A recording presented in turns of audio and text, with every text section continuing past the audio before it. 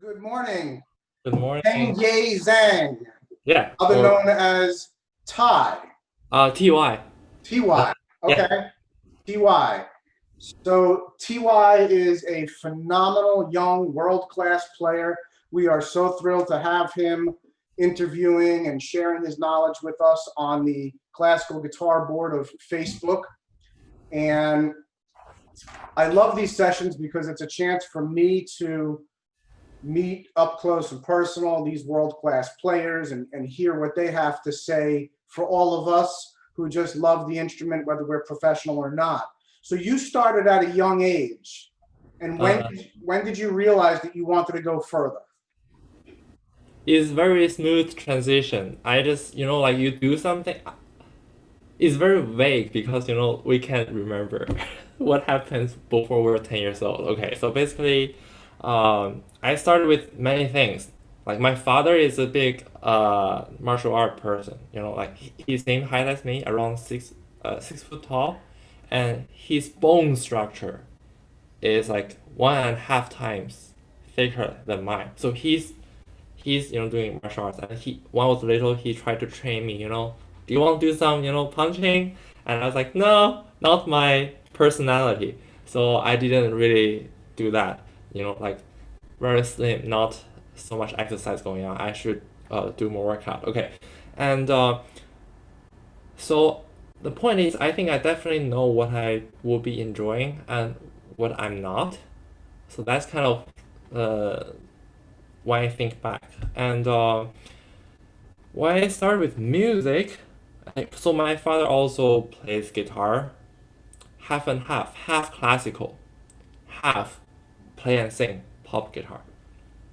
So, um, so I tried to play guitar, and also a little bit of violin. But the position of a violin when I started, I just feel something about here is kind of hurting and not natural for me. So I discontinued a violin after 2 days probably, and then not really piano but keyboard.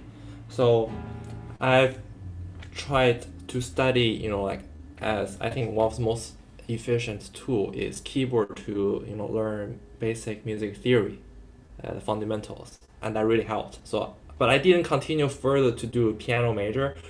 So I tried several things, and once I landed on guitar, so we heard this great teacher in China, which I later studied. Roughly around 8 to 18 years old before I came to the States with Chinese in Juilliard School. But before that period, so this is like a very very great teacher in China, Professor Chen. Um, so we know one of his students, like in our area, like in my home. So my home is like if we took the bus to Beijing, the city, it would be like 1.5 hour commute. So we just went up to find the student of his and then started to to learn. And I did not dislike it. I enjoyed it. So I first started with my father for around 1 year, like 5.5 to 6.5, and then I went to that teacher, and then I switched between different students of Professor Chen, and then around like 8 years old or so, I officially started to study with him. So that's kind of like roughly my path. It's like I tried different things. I didn't know what I'm doing. I just as a little kid, I just feel I don't like this. Oh, that's enjoyable. I like that.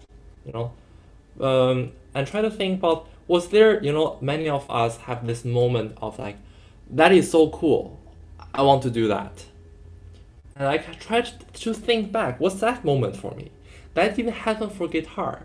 It's like I don't know why. Like um, in my childhood, I practiced a lot. So I had to sacrifice a lot of like. But I'm willing to. My parents always ask me, "Do you want to play outside or do you want to practice?" Like you can choose, but if you want to be good, I mean, you have to do the work or something. Like they're really reason like they're reasoning with me when I was little. I'm appreciative about that. I love my parents' education. Um, so I would say, okay, I I wanted to, impress my teachers and peers in the guitar circle. Were very. I was kind of, maybe you can say, a little bit competitive. So I said, okay, okay, I will not go out to play. I'll practice. Yeah. Um, Do you find that the instrument found you or you found the instrument? this is the thing. I think I can. Somehow I ended up with guitar, and I'm really happy with it because it's not really like I do this for a living or something. It just feels like every day play guitar is enjoyable. I don't feel time is running. It's like when I practice, time is not really a thing. Uh, I'm appreciate about that. So I don't feel like work. I just feel like, yeah, I'm just going to do this, and then oh, it's lunch, or you know Yeah, okay. just so the audience who's going to listen later on, Hmm. we're always curious about certain factors when it comes to a world-class player. You started at a young age and you certainly ascended to a great place in music, and you're still in your 20s, if I'm correct. Yes? Yeah, yeah. I'm almost 28. I think it's most one of the most important thing is you need to find what you love doing, and then maybe not so much trying to only try to achieve something in that field. Like if you don't enjoy playing piano, you just want to win competitions. That's probably not gonna work. We all, everybody, we all do competitions at some point. We lose, we win. Uh, if I think back, the times that I won, it's always that period I only focus on music and how much I love it. And What made you yeah, decide to play competitively mm, versus, well, what I want to do is talk about the difference between competitive playing and performance playing. So, what made you decide to compete, and how is that different from performance? this is tricky. It's a big Uh, question. yeah, the problem with my talking is I distract myself sideways. It's like this is the main topic. I get distracted. Okay, okay. So competitive playing. Let's talk about the challenges between competitive playing and concert performing. Concert performing is much more enjoyable and less stressful. Competitive playing is super, I would say, uh, carefully wording maybe a little bit negative to a musician's goal or life when you're actually on stage. Because you're trying to be perfect, you're trying to win. That's not really the core spirit of how artists should grow. Um, but I believe in every craft, like any craft. Um, there's a certain compete is like we can say, it's like every year I also into like we say horology, like watchmaking and stuff. Okay, so every year about the world in Switzerland, like the how do you pick the like Oscar? How do you pick the best actor? How do you pick the best movie, the best watchmaking, best guitarist in every? You cannot guarantee win. So I think competitive playing, we should just not focus so much on uh, whether I'm the best or you're the best, or he's best or she's the best, or I lost, I'm not the best. No, I think uh, we really need to like once we sign up for a competition, uh, I think we'll be more productive. We'll have a goal. Basically, the point is you sign up for something and you prepare for it, and your level is going to grow in this period, and that was count. Is and the consequence like you got second prize or you didn't win anything.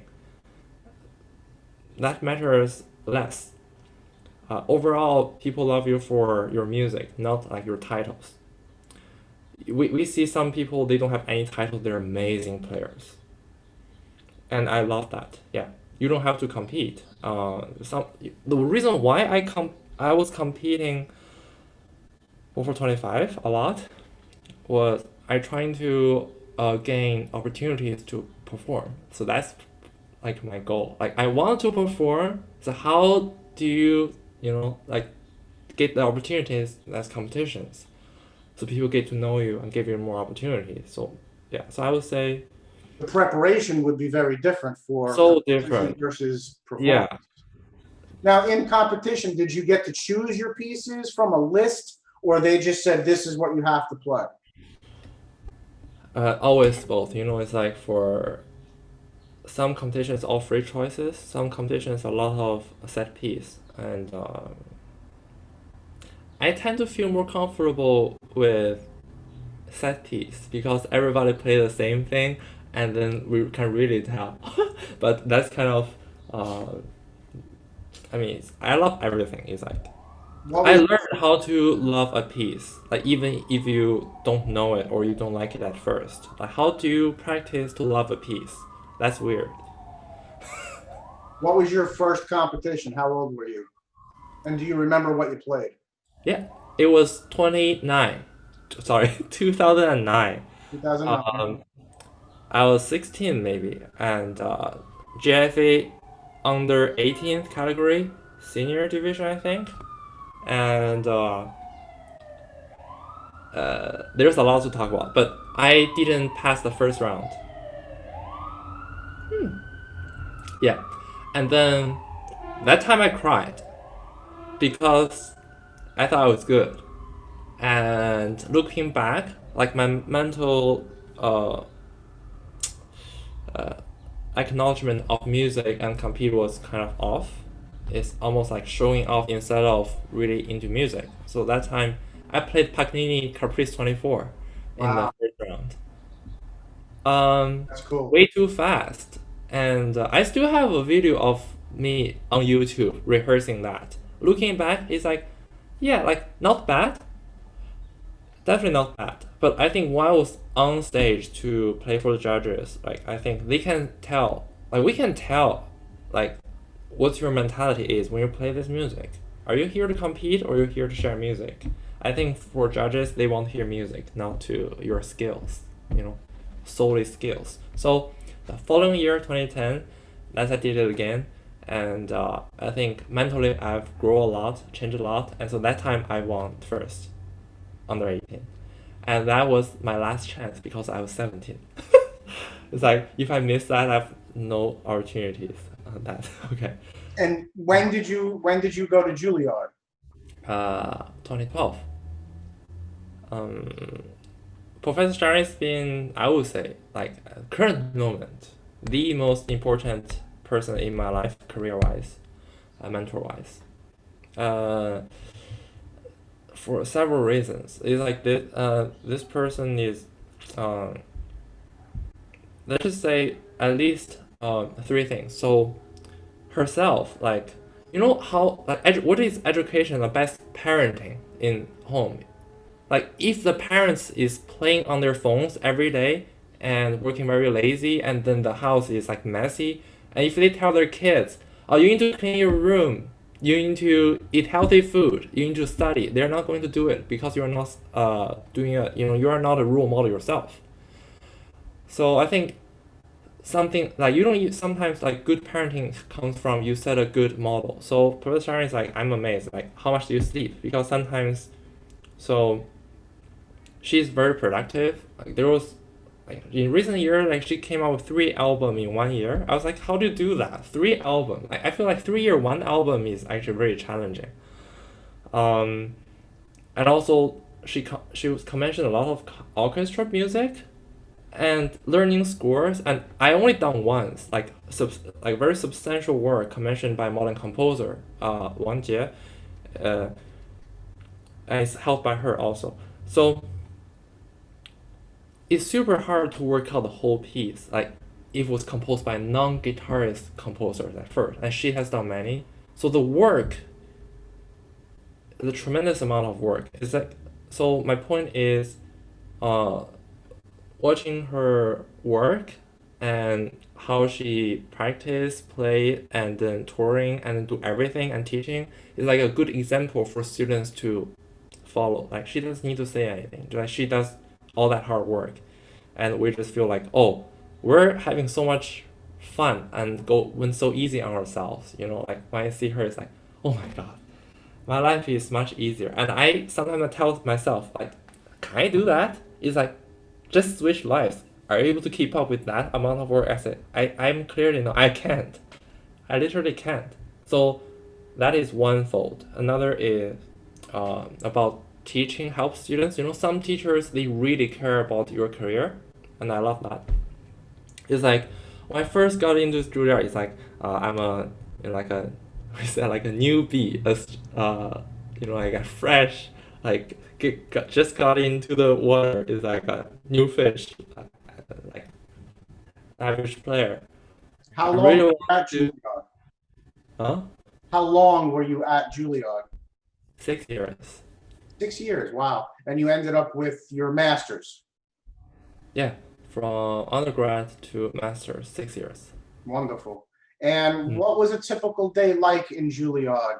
Uh, as far as course study, like when I was in college, there was, harmony, ear training, history, guitar. What was a typical course load like at Juilliard?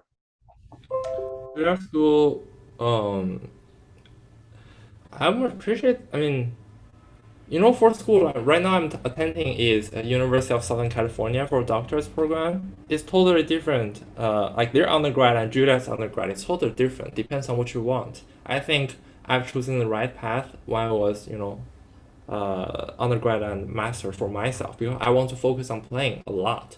So all the courses were focused on around music, and also literature studies. So there was one class every semester is reading literature, discussing in class, writing papers.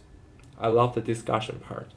Um, so that is like one kind of non-music, but it actually serves a great purpose for the arts. Okay, another classes were different kinds of music theory classes. There were fundamental theories and like 1, 2, 3, 4, 5, and then advanced. And music history, I think there were 4 semesters, and there were branches. You want to go to Asian music, Eastern music, or go to different genres like Shinkarian analysis, something very specific, all musical classes, and air training class. I really love the air training. Was there Uh, a certain music period that was your favorite within the history of music? okay. Not so much of history of music. Let's just say what's my favorite like period of music that I enjoy maybe. Yeah, Uh, okay, so definitely Baroque music is one big love. Baroque music and branches to medieval also. Okay, so and another would be post romantic to contemporary. nice, very And nice. that I mean post romantic like Alexander Tansman, Mario Tedesco, like early 20th century, and like Roland Diaz, those and a lot of African influenced, Latin American influence, Brazilian influenced music, like Sergio Assad's, like this is my big love also.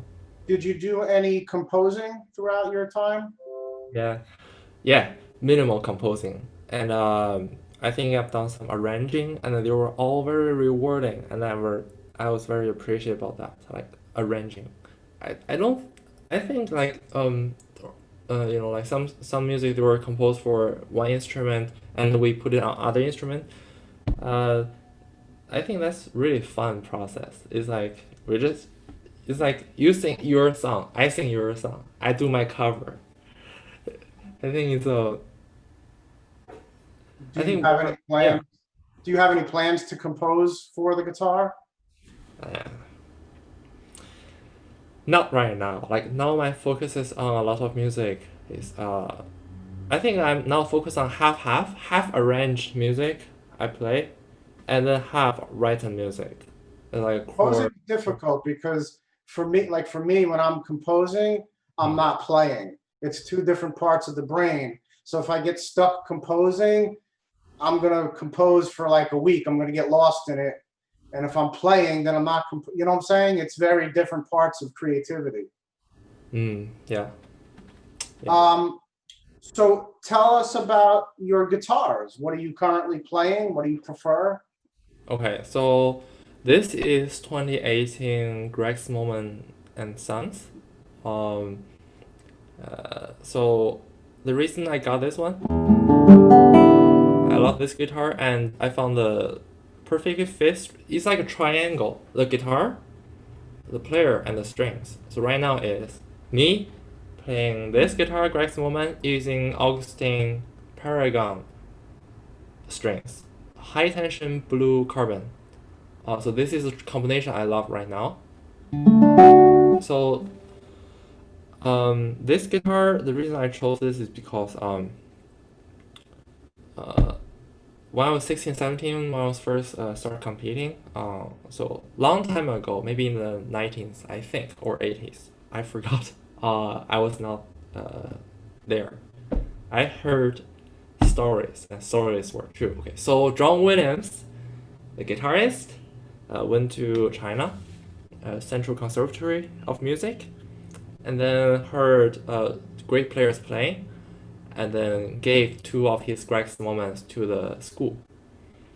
Uh, it's like a I love and kind of like donation, and I give you more resources, and I appreciate that so much. So actually, a lot of us like me for like I play that guitar when I was competing, so uh, I fell in love with that guitar. I think the guitar was like 1987 or something, the making year. It's a very old one. Many scratches, but I love it. I actually prefer the older, finish. It feels like wood, more old wood look. Um, so it's like when you're young and you know this great guitar and you fall in love with it, and I played it and I really loved it. And later I used some German guitars, Polish guitars, like I changed around. And then after 2017, after Jaffe, I needed to do a tour, and me and Professor Sharon was discussing like, should we use another guitar? We should do another guitar. So we're choosing like what new guitars should I get. So I went to different places, tried guitars, and so that year there was a JFA convention 2018 in where I forgot, Louisville, Kentucky, maybe. So before I came to LA. I went to GSI, Guitar Salon International. I tried so many guitars, and then there was a composer with me. Uh, uh, so we were talking. He's not a guitarist, so I just play everything, and he tells me what he likes. Uh, he's a Hollywood film composer. I just played one of his pieces recently. Okay, so it's called La Mer. Okay, and then when I tried the Greg's Moment again after all these years, that was a Greg's Moment. I forgot the year, maybe around 2000 or so. Um, I was like, whoa, okay, this is kind of like my sound. I found it again. Uh, Although it was old strings, but it still shines. Uh, and then he was like, hey, so Tia, what is this guitar? Why does this guitar sound so different? I was like, yeah, this is a great moment. And it's like, second handed, like 30, 35 K. And I went to Japan when I was doing concert. There was a very famous like a guitar shop in Tokyo. They have a brand new 2018 Greg's one just like this one. They not just arrived, brand new, fresh. They marketed 5 million Japanese yuan, which is about 50,000 USD. Like it's very demanding, and uh, a lot of us say overpriced. But I think, uh, yeah. So that's like, so I fell in love with this guitar, and I tried to connect with Greg's Moment and the family, and I got great help from my like one of my like idols, Vladimir Gorbach. Uh, I was roommate, like suite mate with him in the JFA convention. Give me 2 minutes to tell this story very quick. So first, I went to JSI, tried the Greg's Moment. I found this is a good guitar to tour in 3 months. Like in 3 months. In that was around May. I'm going to start a tour in September. And then in June, I went to the Jeffy convention and I was rooming with Vladimir Gorbach, which is a professor in Sydney Conservatory of Music. Like he's there. He's there. And I didn't know that he knows like he has connections with Greg's mom family. So we were talking in the apartment during the convention, JFA, and he said, "Oh, you know what? If you want Greg's moment, maybe I can help you." So he helped me got us moment in 3 months. That's a miracle. When you are deciding which of your guitars to play, do you have what goes into your decision making of I want to use this guitar for this piece? Do you have a, or it's just a feeling? Okay.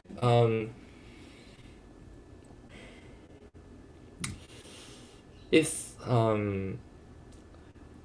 okay. Let's just say this. Normally we only use one guitar, play everything in concert, or recording. But I feel recording guitars and concert guitars are very different choices. Greg's moment, greatest strength is live concert, and modern guitars, and the traditional guitars, as many of us love traditional guitar like single top and older guitars, aged guitars are great for salon concerts, smaller concerts, and very intimate recordings. So I definitely enjoy more playing traditional guitars, older guitars, or like very tasty sound guitars for recording. And for Greg's moment, like if I play for a big concert, I will definitely choose something like this.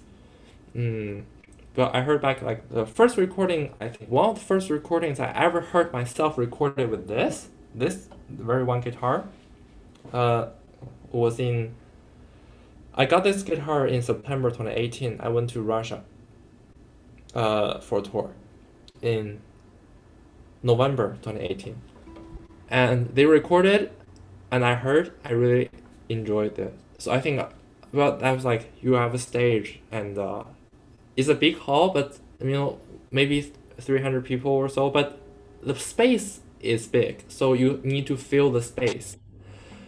And when I hear about I was really satisfied. It's like all your ideas were able to, like you can speak up, to reach your ideas to the audience ears. So that's kind of one of the most important criteria I think I value. So when I choose this, there's definitely many guitars for many purposes. Yeah. So let's talk a little bit about composers. Do you have any composers that you feel are neglected in the world of guitar playing these days? I don't know. I just feel like we're keep discovering great composers. For example, there's a great European guitarist. Like in past 2 3 years, uh, she discovered Carlos Secha's music. I mean, excuse me if I'm wrong or somebody else did, because like I watched many recordings of her, and she arranged, like she did so much work, and like discovering this composer arranged for guitar and perform it for the world of guitar players and the world of music. And so many people are playing Carlos Sessions nowadays because of artists like she does. I think that's great things. We keep discovering new composers, and another, like a new Jeffrey winner, Rafael Flecha. I can't read his name. Okay, I like him. So this man, he also arranged so much keyboard music. Like he and his friends in from Paris, like they do so much work together to put such difficult music on a tiny fretboard and play with one, like one hand on the left hand. So impressive. I think all these repertoires, like arranging repertoires, and also not to mention many newly composed repertoires, like they just keep coming. I think I really appreciate that. And for students and new players, do you feel that there's any particular composer that has been neglected. So, like for Like, example, yeah. everybody goes to Carcassi, everybody goes to Soar. Hmm. I always feel that Aguado is neglected. Do Yeah, you, you have a point. Yeah. what's your advice for young players? Who should they study, or all of them? You mean for younger players choosing like Yeah, attitudes and like stuff? everybody chooses Fernando Soar. Everybody goes to the Carcassi. I feel like not enough attention is placed on Aguado or Caruli. Karuli, yeah, I definitely kind of agree with you. I think that's a trend. Like Karkasi soared very big, Karuli maybe, and then Aguado maybe less. I see that too. I see Yeah, that so much and I'm actually. a big fan of Aguado, and I love playing his music. I Mm. feel that he should get much more attention than he does. Mm. Maybe you'll play Aguado someday. You'll play the big piece. It doesn't have to be big. Recently, like on Instagram, I've started to. I think like as artists, we need to create more community for all. So I started to regularly try to post videos to kind of encourage everybody to practice and learn and play together. I agree. Um, I found more love for etudes than ever recently. Um, so beautiful. Like I've overlooked. I don't know if you call it overlooked. It's like they were you didn't know they're such a little jewels. Like you didn't discover them like that way. You didn't look at them that way. You thought they're just very basic attitudes. They're not. 100%. I prefer to play miniature pieces. They're all very beautiful. There's so many of them, different composers. I prefer to play anything that's under 3 or 4 minutes.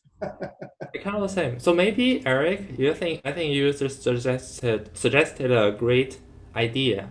Maybe as players, maybe we should maybe schedule a concert, like a full aguado, That would be amazing. and combine with say first half, I'm playing a full aguado, ending with a Bach. Like such a contrast, and you don't get bored. And second half, I could do all barrios, like 15-20 minutes of barrios, not the big pieces, etudes. They're 100%. etude And one, two, three, four. you rarely ever see Barrios on a program. Yeah, unless it's some tremolo and yeah. Awesome, awesome. So, what advice would you give players today, whether they're young or professional or hobby? What's the advice for players today? Mm, music practice is a lifestyle and meditation.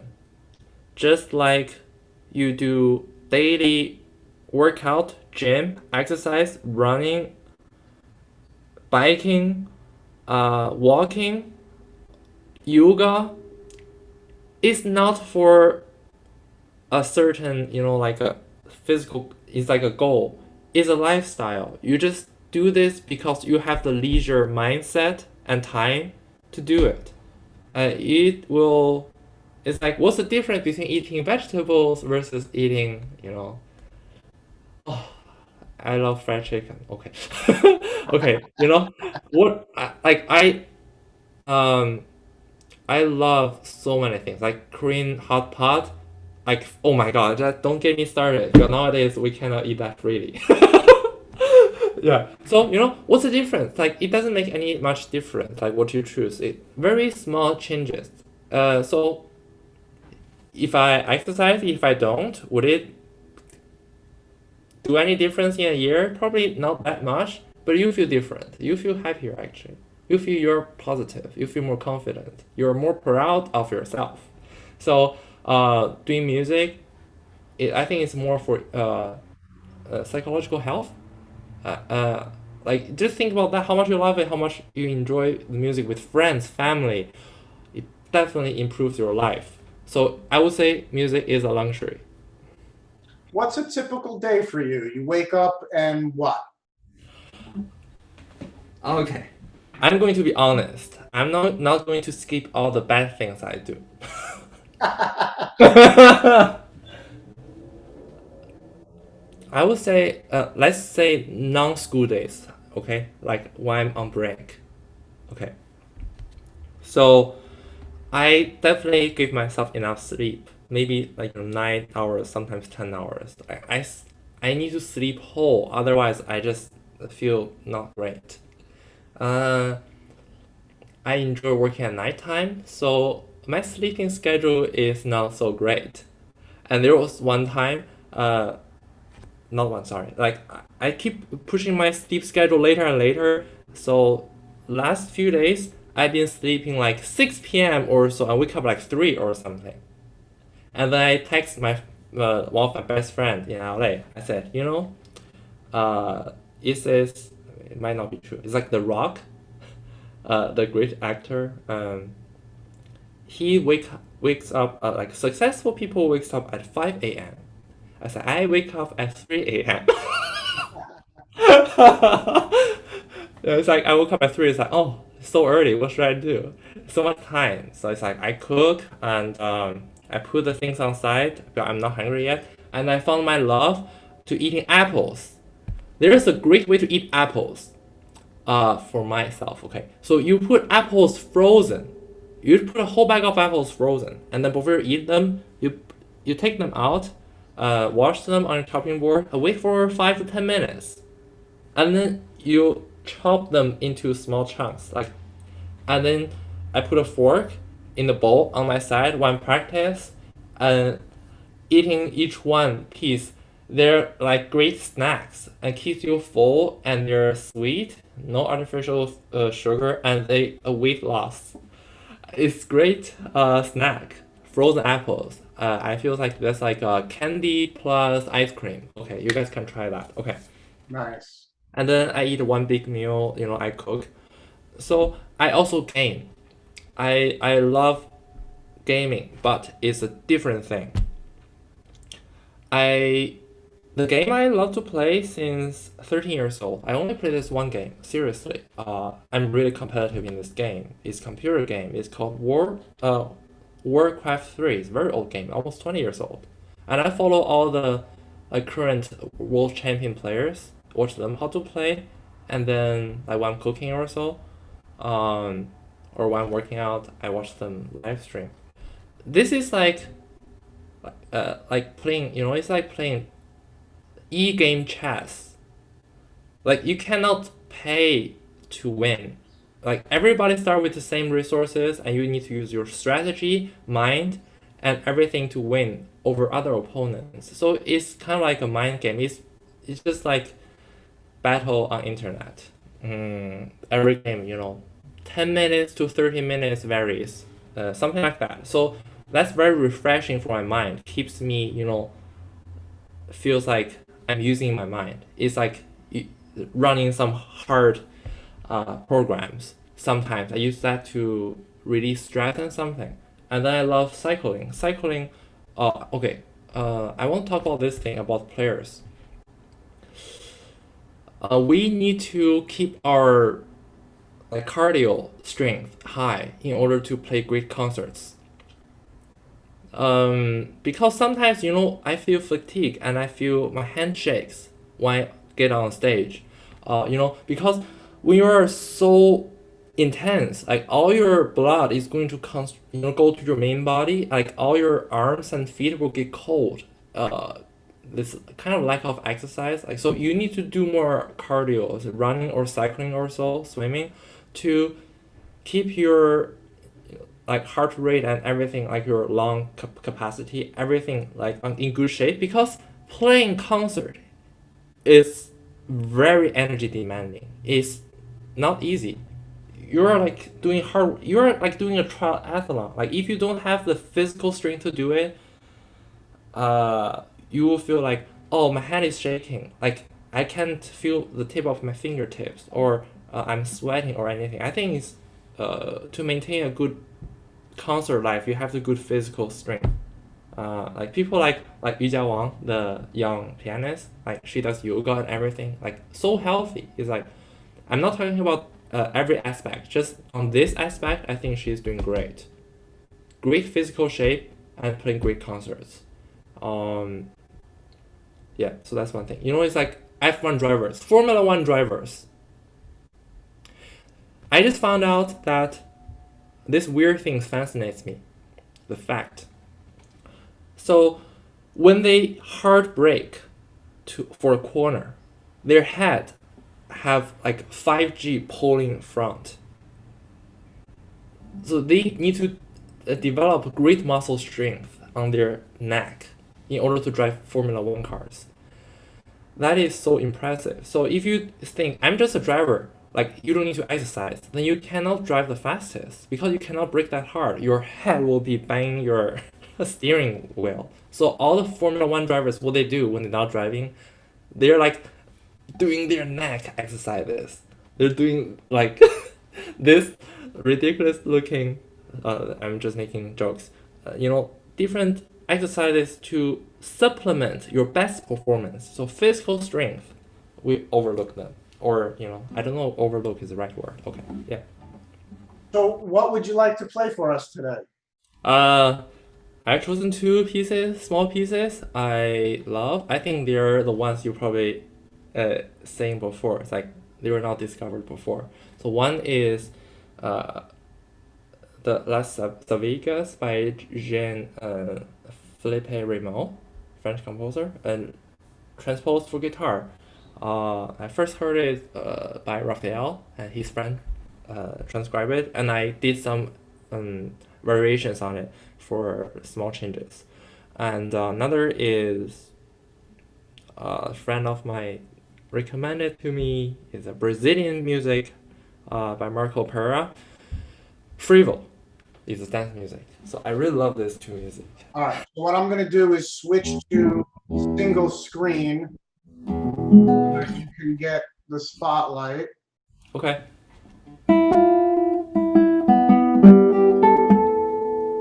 Okay. There's a pop-up. Okay.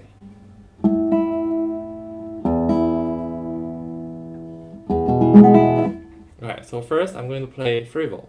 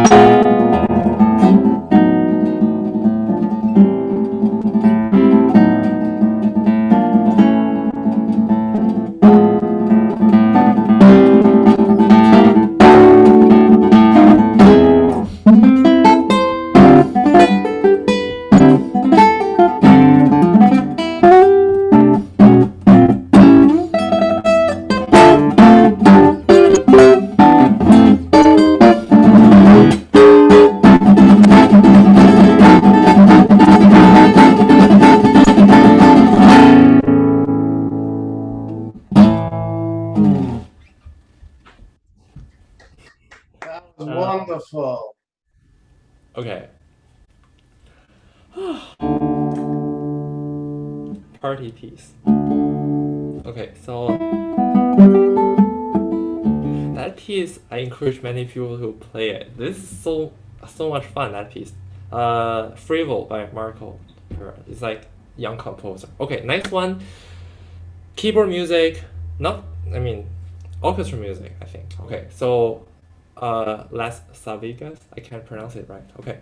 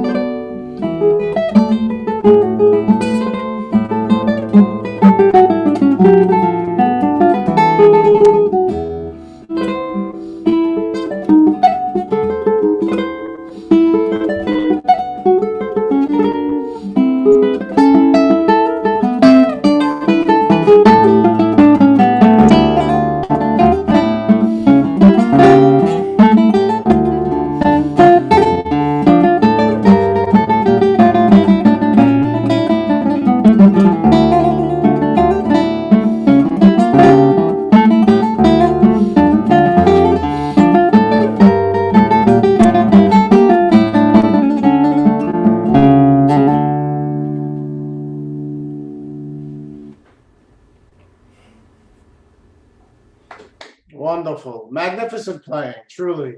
Thank Here. you so much. So please let everybody know where they can find you, because I've spent a week listening to your music on Amazon. I research all of my interviews, and I just think you're a marvelous, marvelous world-class player. Where can they find you? So first off, thank you, Eric. I think you're doing one of the most valuable work for the community of guitarists. You're connecting everybody together. Thank you so much. Thank you. We need you to. You're serving the crowd. Thank you so much. I love your work, and I love to hear your piece. You sent me some. I loved it. Okay, so more. Um, uh, I think the two most up-to-date source you can find me is on Instagram ty.guitar, and I post there more regularly, and you can reach me because it's like very immediate communication between everyone. That's my number one platform to go to right now, and then YouTube, not necessarily on my page. Like YouTube, if you just type my name, like Ty Zhang Guitar or something, you can also find many videos. But if you want to connect with me, talk with me, or I got many messages for like, would you give me some ideas, comments on my video, and I can maybe just watch it quickly and write back to you. I love to do that. Okay. Yeah. Wonderful. Thank you so much for the generosity of your time, your passion, and your talent. And yeah, just thank you so much.